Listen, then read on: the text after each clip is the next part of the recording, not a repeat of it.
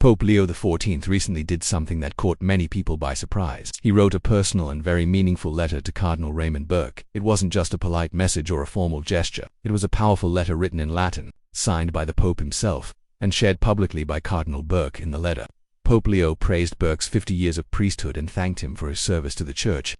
But what truly made the letter stand out was its deeper meaning. Many believe it shows a new attitude from the Pope, a sign that traditional voices in the Church may finally be heard again.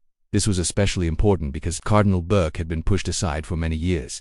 During Pope Francis's leadership, Burke's strong defense of traditional teachings in the Latin Mass had often put him at odds with the Vatican. Some believed he had lost all influence.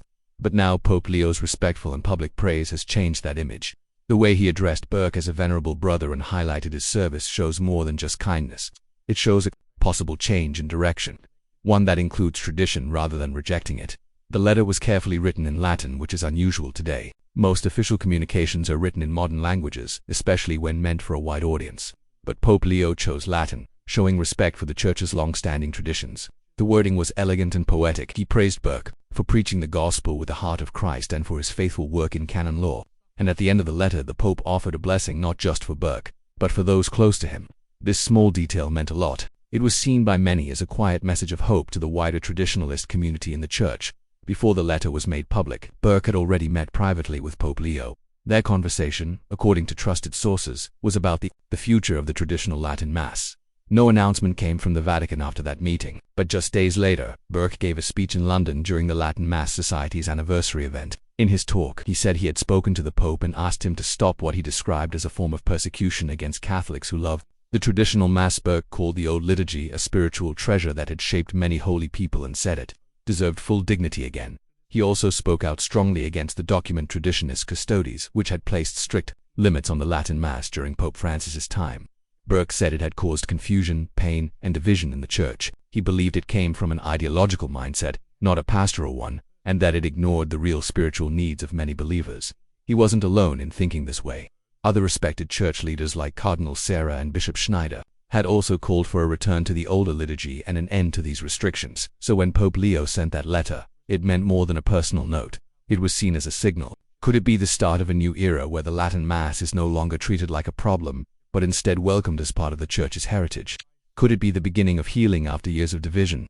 Many Catholics around the world started asking these questions with renewed hope. The Church has always moved slowly. It often speaks more through actions than announcements.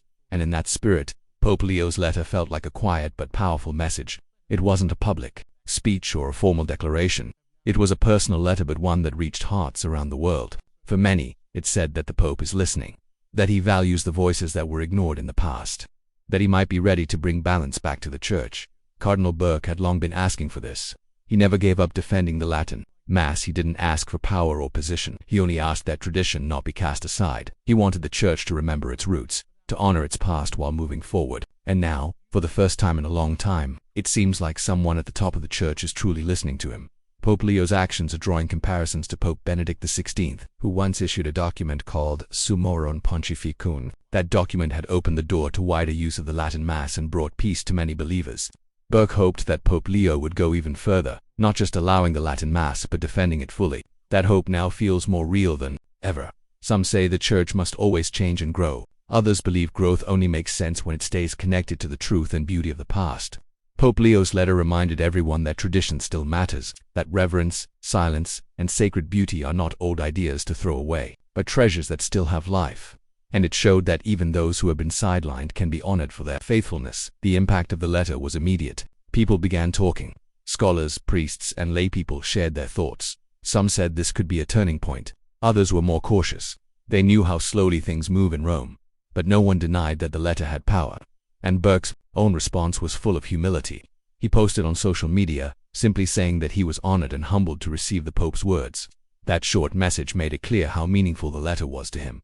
Inside the Vatican, not everyone was pleased. Reports suggest growing tension between those who want to keep the reforms of the previous Pope and those who see a chance for renewal. Some fear that giving more space to tradition will divide the Church. Others say the real division came from pushing tradition out in the first place. Pope Leo now stands in the middle of this debate. His next steps will matter deeply, not just for the liturgy, but for how Catholics view his leadership. This is not only about worship, it's about identity. It's about unity. It's about whether the Church can bring people together again after years of pain and silence. Pope Leo has the chance to become a healer. His letter was a kind and respectful step, but now people are watching for what comes next. Will there be new guidelines? Will bishops be allowed to support the Latin Mass more freely? Will the restrictions from traditionalist custodies be lifted? These are the questions Catholics are now asking. Burke's supporters feel hopeful, but also cautious. They've seen signs before that didn't lead anywhere. So while they celebrate the letter, they also wait. They wait for action, because action is what brings real change. There's no doubt this moment is important.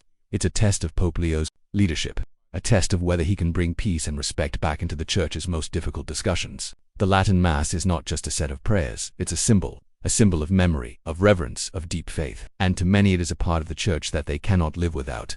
Pope Leo's decision to reach out to Burke was a sign that he understands that the Church faces many challenges. It needs unity, not division. It needs honesty, not politics. And it needs to remember its soul. If this letter is the beginning of that, then it is a very good beginning. As the months go by, we may see more changes, quiet moves, private meetings, subtle shifts in tone, maybe even a document that reverses some of the past restrictions. Whatever it happens, the message has already been heard, the Pope is listening, and Cardinal Burke, who stood firm through difficult times, is no longer alone. This letter may not rewrite laws, but it has already rewritten feelings. It has brought light into a dark place. It has shown that the Church still has room for all its children, old and young, modern and traditional, loud and silent. Pope Leo's gesture was more than kind. It was powerful, and if it leads to more peace and more understanding, then it will be remembered not just as a letter, but as the start of something truly healing. In the end, this was not just a message to one man. It was a message to millions. A message that tradition is not forgotten, that silence can speak loudly, and that the Church, even with all its struggles, still holds a deep and beautiful soul. Pope Leo's letter touched that soul, and now the whole world is watching to see what comes next.